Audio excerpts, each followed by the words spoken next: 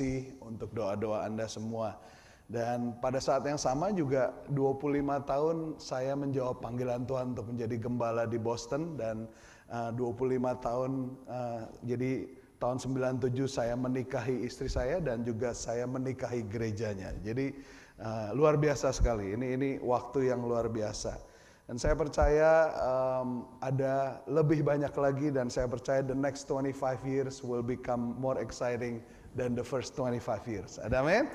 Haleluya. Dan saya mau ajak Anda untuk sama-sama kita beradventure bersama-sama. Amen. Alright. Hari ini kita mau melanjutkan apa yang sudah kita pelajari selama beberapa minggu. Saya sudah share dan Pastor Ron juga sudah share. Kita basically sedang berbicara mengenai one anothering ya. Ini merupakan dominant command daripada gereja mula-mula. Dan saya rasa ini adalah command atau perintah yang perlu untuk kita gemakan lagi, untuk mengingatkan kita akan esensi atau identitas kita sebagai gereja. Dan saya percaya Pastor Ron sudah share kepada Anda mengenai serving one another, encouraging one another. Saya sempat share kepada Anda mengenai loving one another, dan juga ada forgive one another. Nah, hari ini saya mau share kepada Anda firman Tuhan yang saya beri judul Bear One Another's Burden ya. Jadi saling bertolong-tolongan menanggung beban sesamamu. Bear one another's burden. Saya sudah ucapkan ini beberapa kali dan Pastor Ron juga sudah ucapkan. Kami basically mengucapkan ini berulang kali supaya ini masuk ke dalam dan mengingatkan kita semua bahwa otoritas atau kuasa kita itu datangnya dari mengenal identitas kita yang sesungguhnya. Jadi your authority or power comes from knowing your identity. Ya. Your authority or power comes from knowing your identity.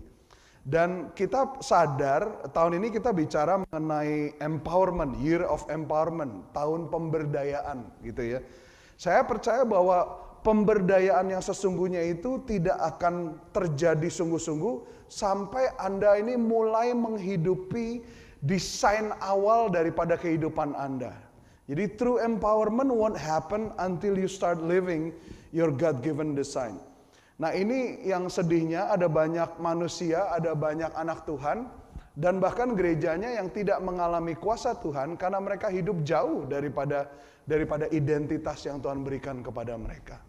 Itu sebabnya untuk mendapatkan pemberdayaan yang sesungguhnya, true empowerment, we need to get back to the beginning. Kita perlu kembali ke titik awal, yaitu desain yang Tuhan tetapkan buat kita semua. Saya mau mengajak setiap daripada Anda, Jemaat Rochester City Blessing Church, untuk menjadi pembelajar daripada firman Tuhan. I want to encourage and invite all of you, my beloved Rochester City Blessing Church, to become a student of the Word of God. Because the more you study the Word of God, you will understand who you are the way that God says. Seperti tadi lagu yang kita katakan, semakin kita mempelajari firman Tuhan, semakin kita mengenal siapa kita sesuai dengan perkataan Tuhan. Just like the song that we sang, I am who you say I am. Ada amin semuanya? Boleh kita katakan bersama-sama? I am who you say I am. Saya adalah siapa yang kamu tentukan, yang kamu sudah takdirkan. Ada amin semuanya?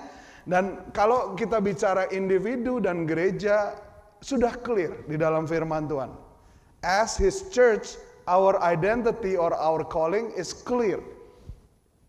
Sebagai gerejanya, identitas atau panggilan kita ini jelas. Kita adalah umat Tuhan yang dipanggil bersama-sama dalam kebersamaan menjadi satu keluarga yang berkomitmen kepada Dia, kepada panggilannya, dan kepada satu dengan yang lain. We are a people who are called together to be one family, committed to Him, committed to His call, and committed to one another. 1 Petrus 2 ayat 10, saya pakai kata people di sini karena menurut saya ini sangat esensial sekali. People itu di dalam bahasa Inggris, bahasa Indonesia disebut umat ya. Jadi 1 Petrus 2 ayat 10 dikatakan, once you were not a people, but now you are the people of God. Once you had not received mercy, but now you have received mercy. Kamu yang dahulu bukan umat Allah, yang sekarang telah menjadi umatnya. yang dahulu tidak dikasihani, tetapi yang sekarang telah beroleh belas kasihan. Once we were not a people, but now we were a people. We are a people who are called together to be one family under Christ. Committed to Him, committed to His call, and committed to one another. Jadi kita nih punya komitmen untuk satu dengan yang lain. Jadi ini adalah kita punya identitas yang paling dasar. Kalau di dalam bahasa medisnya itu dipakai kata DNA, ya DNA. Ini menarik sekali. DNA ini saya pelajari. Ini adalah molekul terkecil dari tubuh kita ini yang membawa informasi genetika yang isinya ini berguna untuk pembangunan dan fungsi daripada tubuh kita. Jadi kalau kita mengerti ini, maka kita akan terbangun dan kita akan berfungsi dengan baik. Apa itu? Apa itu DNA daripada gereja Tuhan? Yaitu simple aja. Itu adalah unity, togetherness, dan one another. Nggak bisa lari daripada aspek kesatuan ini. Jadi setiap orang yang berkata bahwa dia anak Tuhan tetapi tidak mau menjadi satu dengan tubuh Kristus, menurut saya itu nggak ngerti apa yang dia omongkan. Those who profess to be believers or followers of Christ, but wants nothing to do with the church, is they don't know what they're talking about. They don't know, they have no idea what they just said. Because for you to confess that you are believers and followers of Christ, it simply means that you are willing to be united, you are willing to be bonded together, you are willing to be called to be committed to one another. Karena artinya kalau Anda mengatakan saya adalah pengikut Kristus, itu artinya Anda mau dipersatukan, dipanggil di dalam satu kebersamaan, dan dipersatukan di dalam komitmen satu dengan yang lain. Nah ini merupakan DNA, dan kalau kita berfungsi sesuai dengan DNA ini, maka kita akan berkembang, fully develop, dan kita akan berfungsi dengan baik, dan kita akan menjadi sehat, dan kuasa akan mengalir di dalam hidup kita. Ada amin Bapak Ibu Saudara yang terkasih dalam Tuhan? Berarti kita nggak bisa, we cannot go by in life as a church without focusing on the command one another. Kita nggak bisa berjalan di dalam kehidupan sebagai gereja Tuhan dan mengabaikan perintah satu dengan yang lain. Makanya ini sangat penting sekali. Hari ini kita mau fokus di dalam topik bear one another's burden. Saling bertolong-tolongan menanggung beban sesamamu. Mari kita mulai dengan membaca surat Rasul Paulus kepada jemaat di Galatia, pasalnya yang ke-6, ayat pertama sampai dengan ayat yang ke-5. Galatia pasal yang ke-6, ayat yang pertama sampai dengan ayat yang ke-5. Saudara-saudara, kalaupun seorang kedapatan melakukan suatu pelanggaran, maka kamu yang rohani harus memimpin orang itu ke jalan yang benar, dalam roh lemah lembut, sambil menjaga dirimu sendiri supaya kamu jangan kena pencobaan. Ayat yang kedua, bertolong-tolonganlah menanggung bebanmu. Bertolong-tolonganlah menanggung bebanmu, demikianlah kamu memenuhi hukum Kristus. Sebab kalau seorang menyangka bahwa ia berarti padahal ia sama sekali tidak berarti, ia menipu dirinya sendiri. Baiklah tiap-tiap orang menguji pekerjaannya sendiri, maka ia boleh bermegah melihat keadaan sendiri dan bukan melihat keadaan orang lain. Sebab tiap-tiap orang akan memikul tanggungannya sendiri. Brothers, if anyone is caught in any transgression, you who are spiritual should restore him in a spirit of gentleness. Keep watch on yourself, lest you too be tempted. Verse 2, bear one another's burden, and so fulfill the law of Christ. Fast forward yang kelima, fifth verse, for each will have to bear his own load. So what is interesting is that Paul set up a boundary within this simple passage. Yang sangat menarik dari perikop yang singkat ini, Paulus menekankan dua batasan di dalam perikop yang singkat ini. Yang pertama dia pakai kata burden, yang kedua dia pakai kata load. Kalau kita baca sepintas kelihatannya ini kontradiksi. Padahal seharusnya tidak kontradiksi karena keduanya ini artinya berbeda. Ayat yang kedua sini dipakai kata burdens, di dalam bahasa Yunaninya itu adalah baros. Dan yang kedua ini adalah kata load, itu kata bahasa Yunani-nya fortion. Kata baros itu artinya beban yang sangat berat, heavy burdensome. The word burden in Greek is the word baros. Kata tanggung jawab atau tanggungan atau load di dalam bahasa Yunani-nya itu adalah kata fortion. Fortion, it means something to be carried, something to be borne, but never with a reference of weight. Jadi ini adalah kata yang artinya bawaan, tetapi tidak pernah di dalam pengucapannya ada penekanan berat. Gitu ya.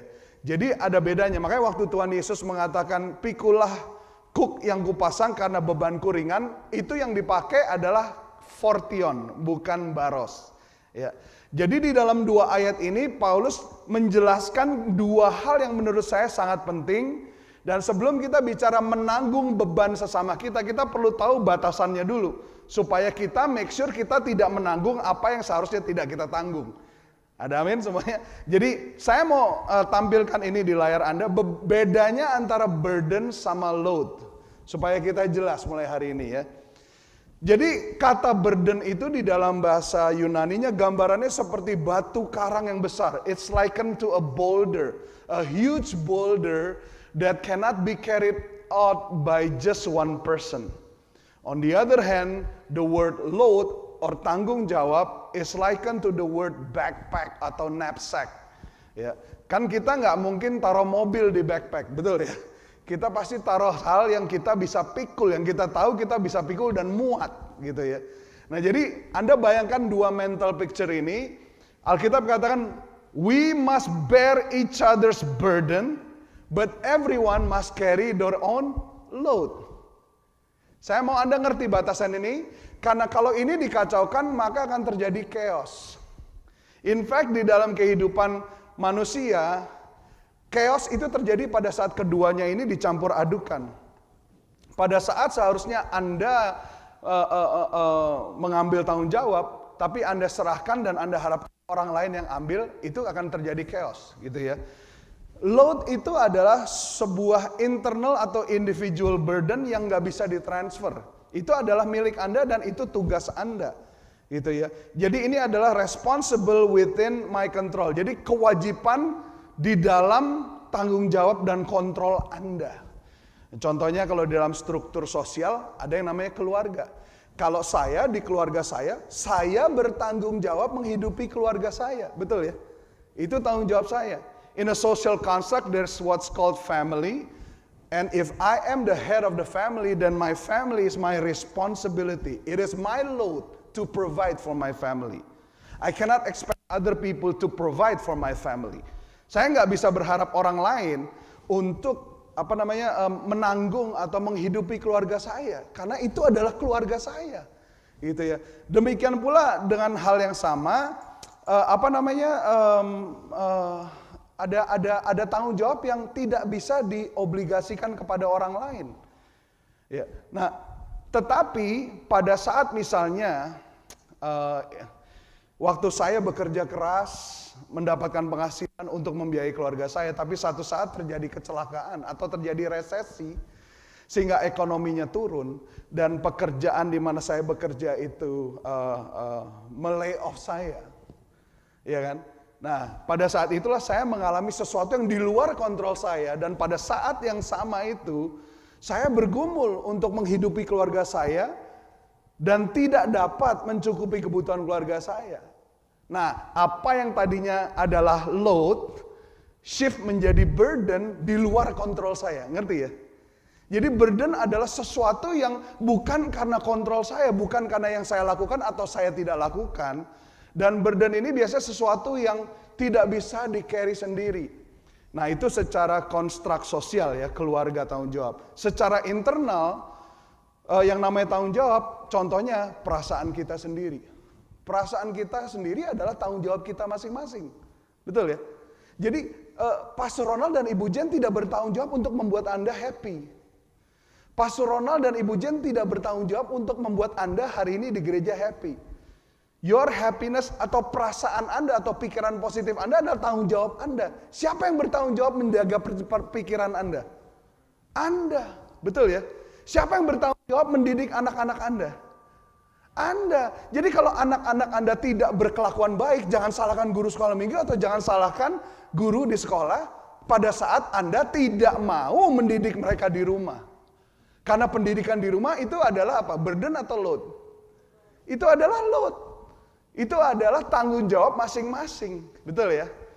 Tapi burden itu misalnya seseorang yang pada saat dia dalam proses kehidupannya, dia mengalami musibah, ada kematian daripada anggota keluarga gitu ya. Then it becomes a grief, gitu ya. It becomes something beyond their control. Dan harus kerja, harus ngurus anak, tapi juga at the same time grieving the loss of a loved one. Nah ini burden namanya. Bukan karena dia tidak melakukan tanggung jawabnya, tapi ini sesuatu yang di luar kontrol dia. Nah ini Anda dan saya sebagai anggota keluarga, sebagai anggota jemaat, wajib menolong. Wajib menolong. Jadi each of us must carry each other's burden. Ngerti sekarang ya bedanya apa? Ini jangan diputar balikan, karena ini yang terjadi. Kebobrokan Amerika adalah karena ada yang namanya entitlement, merasa entitled. Gitu ya. Jadi gua kan udah bayar pajak, ya lu didik dong anak gua. Jadi kalau anaknya di rumah nggak diajar, dikirim ke sekolah yang percaya segala sesuatu dan berharap anaknya pulang bener. Gitu ya.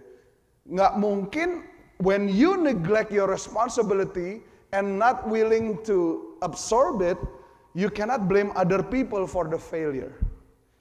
Dan inilah yang terjadi, ini yang sedang terjadi saat ini, karena kita hidup di masyarakat yang menolak untuk memikul tanggung jawabnya dan menyerahkannya, namanya blame shifting.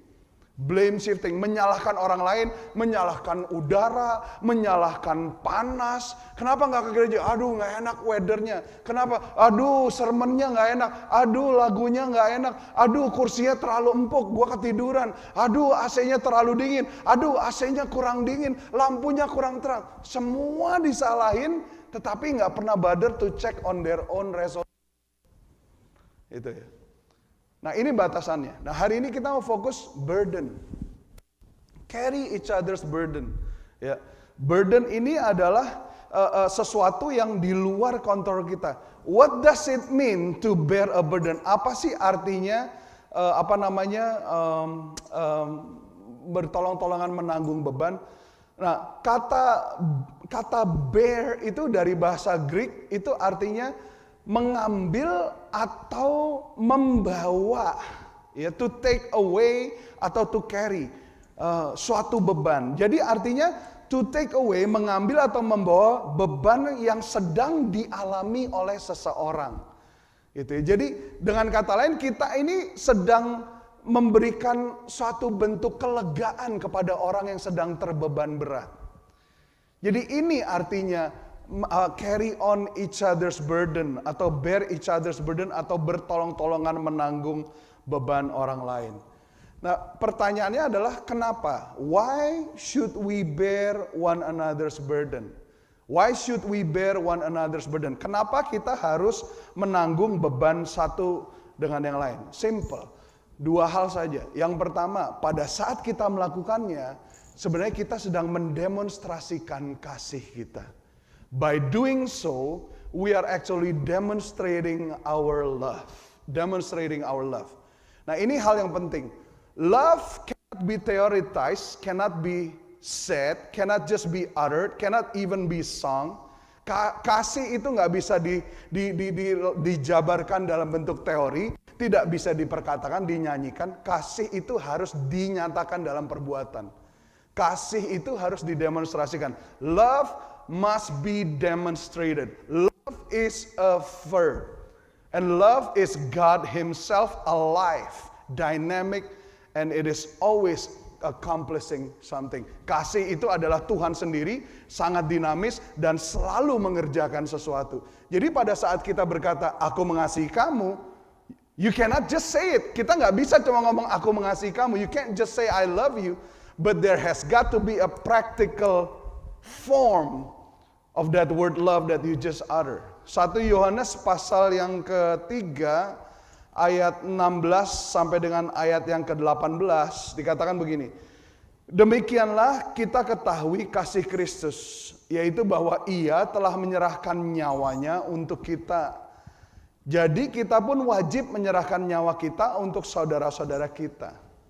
Barang siapa mempunyai harta duniawi dan melihat saudaranya menderita kekurangan, tetapi menutup pintu hatinya terhadap saudaranya itu, bagaimanakah kasih Allah dapat tetap di dalam dirinya? If anyone has material possession and sees a brother or sister in need, but has no pity on them, how can the love of God be in that person? Anak-anakku, marilah kita mengasihi bukan dengan perkataan. Dear children, let us not love with words or speech. Bukan dengan perkataan atau dengan lidah, tetapi dengan perbuatan dan dalam kebenaran, but with action and in truth.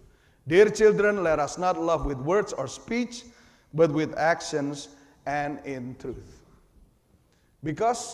Karena sesungguhnya pada saat kita mengasihi, itu artinya kita berbuat sesuatu. Pada saat kita katakan kita mengasihi, berarti kita berbuat sesuatu. Dan menanggung beban sesama kita yang sedang berada dalam penindasan, itu merupakan bentuk nyata daripada kehidupan Anda dan saya di bawah kasih. Ya. Sebelum kasih itu datang, yaitu Yesus Kristus Tuhan kita, before love comes in the form of Jesus Christ, our Lord and Savior, we were under another nature. Kita ada di dalam suatu kenyataan alam yang lain, yaitu the nature of sin.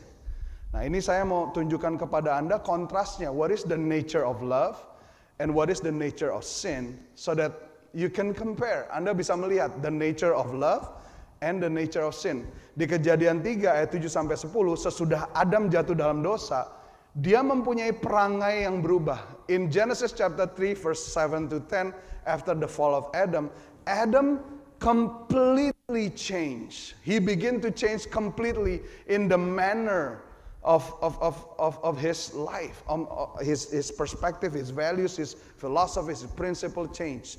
Kalau di bawah nature of sin, itu nature-nya adalah menyimpan, ya, menyimpan dan to keep or to hoard. Ada show-nya Hoarder, tahu ya? Pernah nonton nggak? Ya, ada ya. Itu show paling jijik gitu ya, istilahnya orang yang nggak bisa berpisah dengan barang, gitu ya. Bahkan kertas bungkusan makanan pun disimpan, dirapiin gitu ya. Jadi to keep or to hoard. Dan semua saya pelajari, saya tonton setiap episode, kasusnya sama. Orang yang menjadi hoarder itu tidak terlahir sebagai hoarder. Tetapi sesuatu terjadi dalam hidupnya yang menggoncangkan jiwanya. Dan pada saat goncangan itu terjadi, dia berubah jadi hoarder. So usually that's the entrance. I noticed that you are not born, that person was not, he or she was not born a hoarder. But something happened that shake them emotionally and mentally, that changed them to become a hoarder. That's the nature of sin. That's what sin is able to do.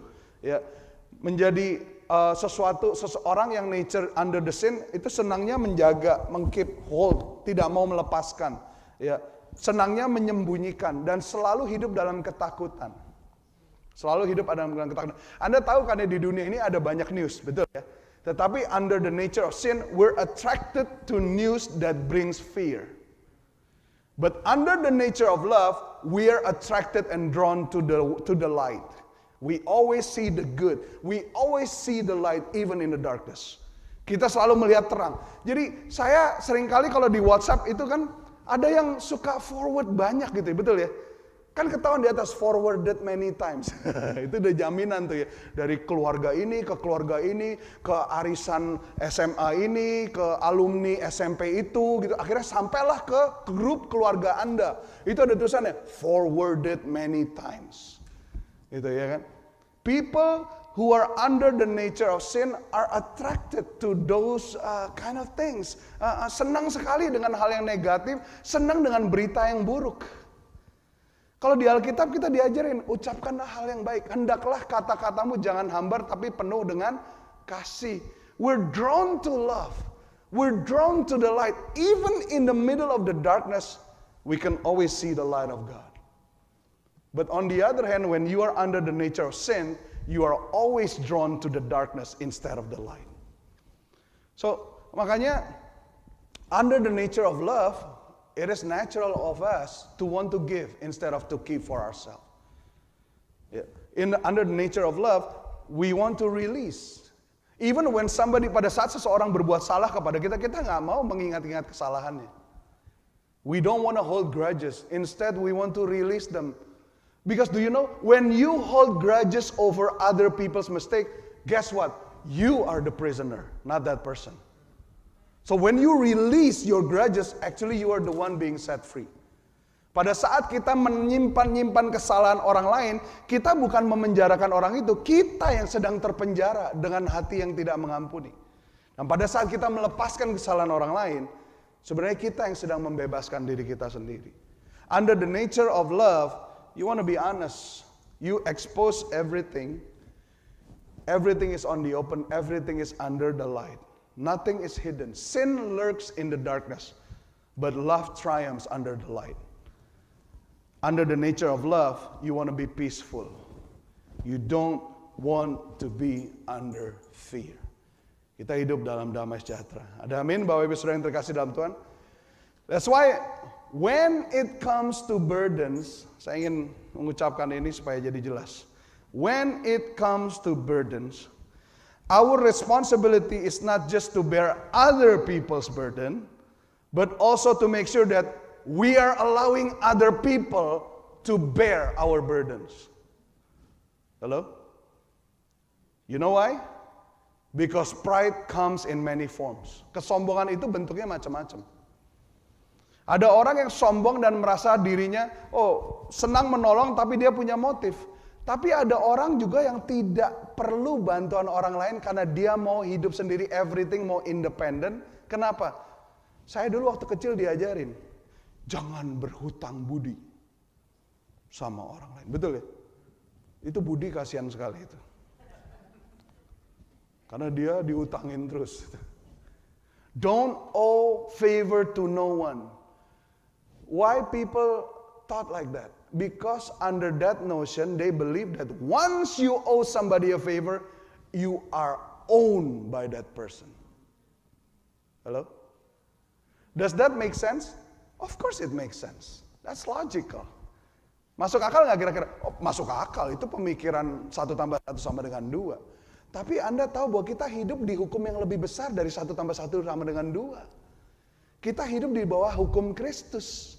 Di bawah hukum Kristus kita terpanggil menjadi keluarga. We are governed by a law bigger than any law on this earth. We're governed by the law of His love, the love of Christ. And under the law of love, we are to open ourselves. We are to allow ourselves to be vulnerable. Bukan hanya penting siapa yang kita tolong, tetapi penting di hadapan Tuhan siapa yang menolong kamu.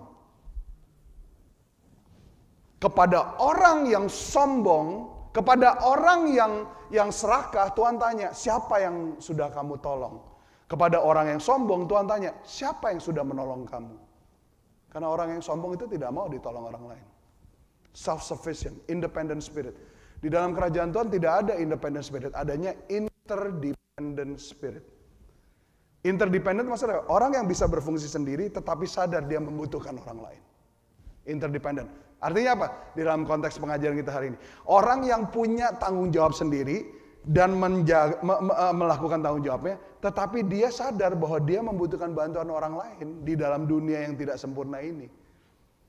Karena pada setiap saat, apapun bisa terjadi, sehingga dia bisa punya burden. Jadi dia terhubung dengan orang lain. Ada amin semua Bapak Ibu Saudara yang terkasih dalam Tuhan. Ini harus hati-hati. Saya waktu anak saya masih kecil, kita kasih jurnal setiap hari ke sekolah. Kita mau mereka observasi dan pulang mereka harus tulis, hari ini siapa yang kamu bantu dan hari ini siapa yang membantu kamu. Betul? Karena, kenapa Anda tahu kenapa ini penting? Karena tanpa ini Anda nggak bisa bilang one another. One another itu 2 arah. Kalau Anda menolong orang lain, tapi Anda tidak mengizinkan orang lain menolong Anda karena Anda lebih menghormati privasi Anda, itu belum one another. Halo? Halo? Ini coba balik lagi ke Galatia 6 ayat yang pertama. Itu dibilang, saudara-saudara, kalaupun seorang kedapatan melakukan suatu pelanggaran, maka kamu yang rohani harus memimpin orang itu ke jalan yang benar. Betul ya? Kita kalau baca itu, kita lebih pengen bagian yang kedua. Kita melihat diri kita sebagai orang yang lebih rohani yang akan merestorasi orang yang jatuh dalam dosa. Betul ya? Betul? Ayo jujur. Itu kita. Padahal Anda tahu nggak kata kalaupun seorang kedapatan melakukan suatu pelanggaran, itu dalam bahasa Inggris sebenarnya if anyone is overtaken by sin. Jadi gambarannya adalah orang yang berlari cepat, tetapi dosa itu lebih cepat dan mengalahkan dan menangkap orang itu. Dan Anda harus tahu konteksnya dibilang if your brother is caught by sin. Jadi artinya ini bukan orang yang belum percaya jatuh dalam dosa. Ini orang yang sudah percaya, saudaramu. Jadi bisa aja kamu, bisa aja saya, bisa siapa saja. Jadi kalau Anda sadar firman Tuhan ini, Anda mengerti bahwa kelanggengan Anda berjalan dalam Tuhan itu tidak tergantung hanya dengan kekuatan Anda pribadi. Tapi ada waktunya Anda membutuhkan bantuan orang lain untuk dipulihkan. If you understand this phrase, you understand that any single one of you is as capable of sinning as the next person. And once you understand that, you realize that you need one another. You realize that as strong as you are, one day there will come a times when you need other people to restore you. Of course, we would want to be the more spiritual brother who restore fallen brothers. That's our pride talking.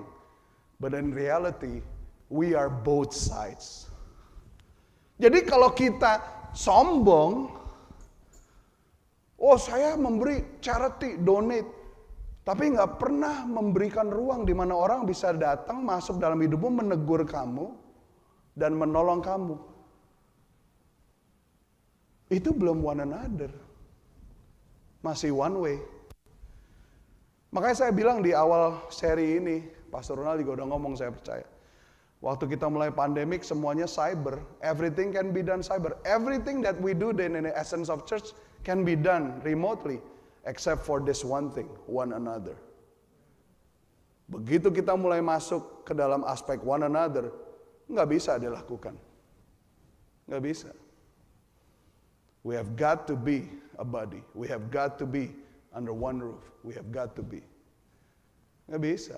Nggak bisa kamu ikut gereja Joel Osteen as good as he was. I have no problem with him. I have no problem with Elevation Church. I have no problem with other cyber church. But if you are to fully practice one another, you have got to be part of a local church. After all, Galatia ini surat Paulus untuk satu gereja lokal di kota Galatia.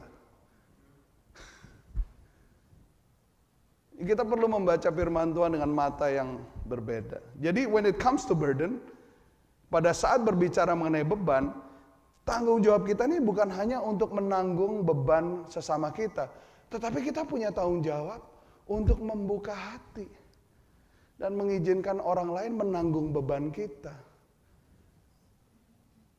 Nah ini sulit karena di abad ini Allah yang disembah adalah privacy. Betul? Oh iya.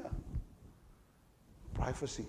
Tapi ironisnya kita senang dipuji orang di sosial media. Lucu kan? Bingung aku. Di altar kita itu adalah privacy. Apalagi Amerika. Tapi kerajaan Tuhan tidak bergerak sesuai dengan hukum dunia. Because pride comes in many forms. That's why Anda harus berhati-hati. Anda harus menjaga. Ya kan?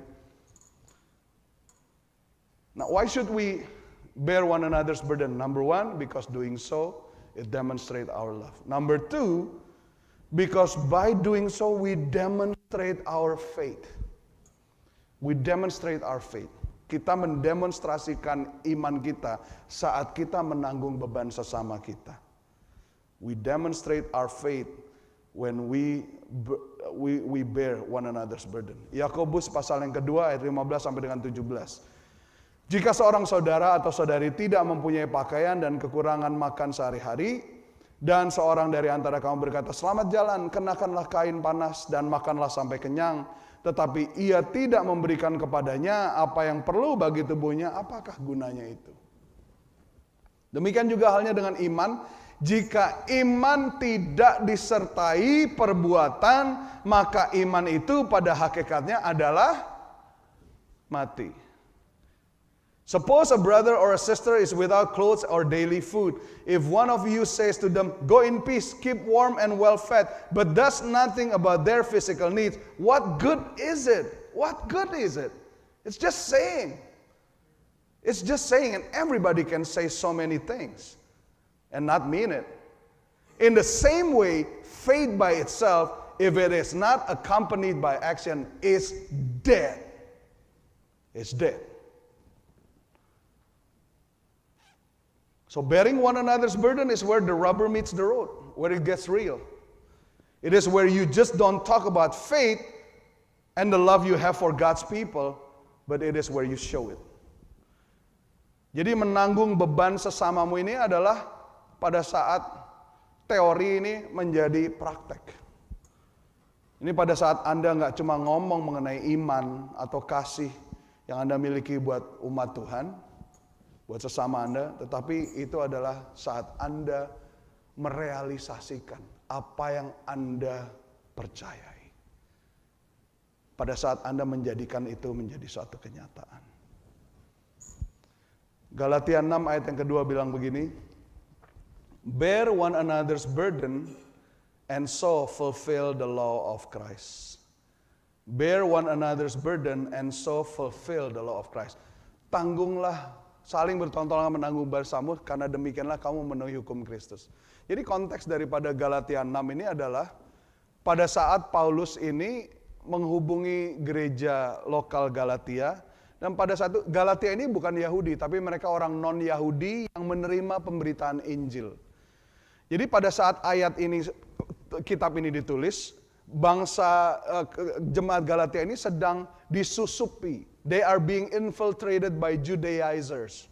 Mereka sedang disusupi oleh para ahli Taurat dan orang Farisi yang mendorong mereka untuk convert kepada Judaism, kepada hukum Taurat. Jadi Paulus menuliskan Galatia 6 ini untuk mengingatkan mereka kembali kepada Injil yang sudah mereka terima, yang memberikan kebebasan dan kemerdekaan kepada mereka, instead of kembali kepada tradisi yang membelenggu mereka. So Paul was writing this letter to remind them to go back to the message of the gospel that gives them freedom, instead of going back to tradition that sets them in chain, put them into bondage. And actually what Paul says in verse 2, it is a reference to what Jesus says in the Gospel of Luke, Matthew, when Jesus says, "Love God, love others as you love yourself," because within this law, within this word, hangs all the laws of the prophet. Ingat gak ya? Kasihlah sesamamu, Tuhan, kasihlah sesamamu seperti mengasihi dirimu sendiri, karena di dalam hukum inilah tergantung semua hukum Taurat dan perintah para nabi. Ingat gak? Sama, cuma Paulus mengatakannya agak beda. Dia katakan, bear one another's burden, because by doing so, you fulfill the law of Christ. Isn't that ironic? When they were being encouraged to go back to tradition, Paul reminds them to go back to the gospel. Paul reminds them to the essence of the gospel. Love God, love one another as you love yourself. Because that's where everything hang in the balance. Bagaimana kita melakukan ini di dalam konteks kita saat ini? How do we do this? Simple, saya mau berikan 4 poin ini. Yang pertama, Anda nggak bisa one anothering. Anda nggak bisa bear each other's burden kalau Anda nggak tertanam di dalam sebuah komunitas. Jangan ngimpi lah. Hari gini ada banyak orang tahu ayat Tuhan, firman Tuhan yang bagus, tapi mereka tidak hidup di dalamnya. Mereka pikir hanya mengetahui itu artinya sudah melakukan. Unless you are planted in a local church, there's no way you can practice one anothering. There's no way you can truly bear each other's burden. Bahkan ada yang sudah di gereja tapi hidupnya private. Nggak ada yang tahu dia gimana hidupnya. Dia bisa datang hari ini, bisa datang besok. Orang tahu dia hanya sebatas apa yang dia taruh di sosial media, tapi tidak ada kedekatan secara personal. Unless you are planted. Planted means so much more than just attending Sunday service. It means so much more. You need to be planted. Anda harus tertanam dan menjadi bagian daripada gereja lokal. Kalau enggak, ayat ini enggak akan bisa dilakukan. Enggak bisa. Anda bisa taruh di bingkai, di frame, taruh di ruang tamu. Tapi Anda belum menghidupinya. Kalau Anda belum menjadi bagian. Bahkan ini adalah ayat yang diberikan kepada gereja lokal. Galatia. How do we accomplish this? You must be willing and become an active participant. Gak bisa cuma pengamat, analis di pinggir lapangan. Gak bisa. Anda harus menjadi bagian di dalam itu. Aktif terlibat dan bersedia untuk menjadi bagian. Bagaimana kita bisa melakukan ini? You must be generous and loving to give. And you must be humble and open to receive. Receive correction, receive rebuke, terima teguran, terima koreksi, terima peringatan. Tapi itu semua untuk kebaikan kita. Karena seringkali the burden that we will carry itu bisa dihindari kalau kita mendengarkan nasihat sesama kita. Pada saat kita mengabaikan nasihat sesama kita, apalagi pemimpin rohani kita, atau orang yang Tuhan tetapkan di atas kita sebagai paling rohani kita, ada burden yang seharusnya kita tidak perlu carry, tapi itu akan menjadi tanggungan kita. Bukan karena kita tidak dikasih Tuhan, tetapi karena kita memilih untuk berjalan sendiri. Bapak Ibu Saudara yang terkasih dalam Tuhan, saya berdoa hari ini, ingat, pemberdayaan yang sesungguhnya baru terjadi pada saat kita menghidupi desain kita yang ditentukan oleh Tuhan. True empowerment won't happen unless we start living God-given design. Ikan itu paling happy ada di air. Burung paling happy terbang di udara. Betul ya? Ada amin semuanya? Nah, orang Indonesia paling happy makan nasi. Desainnya. Seperti itu. Mungkin ada orang Indonesia yang tidak suka ya. Tapi ya untuk keperluan sermon ini ya iya aja lah. Ada desainnya, ada tempatnya, ada kekhususannya. Dan pada saat kita melakukan itu, that's the place where we are the happiest, the most fulfilled, the richest maybe, the most handsome, the prettiest. Itu desainnya. Pada saat panci ketemu tutup, itu perfect. And you won't experience power unless you found, discover, and live your identity. And in order for us to do that, we need to go back to His Word. We need to go back to His Word. Saya berdoa supaya Rochester City Blessing Church menjadi gereja yang kembali kepada desain awal. Menerima firman Tuhan. Embrace it fully. Dan mengambil keputusan. Ini aku. I am who you say I am. Amen? Mari kita berdoa. Bapa, kami bersyukur hari ini kami boleh memperkatakan firman-Mu. Tuhan, bantu kami untuk boleh menyelami kebenaran daripada perkataan firman-Mu bahwa kami adalah sebagaimana apa yang Engkau sudah katakan. Ajar kami hari ini untuk bear one another's burden. And not only that we bear other people's burden, but we make room, we give way, we open for other people to bear our burden. Terima kasih ya Tuhan. Kami bersyukur untuk firman-Mu, biar firman-Mu boleh Engkau tanam dalam-dalam dan menjadi kekuatan, menjadi sandaran buat setiap daripada kami ya Tuhan. Tuhan, ajar kami, sadarkan kami bahwa we won't experience true empowerment until we begin to live by your design. We thank you, Lord Jesus. Can we sing that song? I am who you say I am. Whom the Son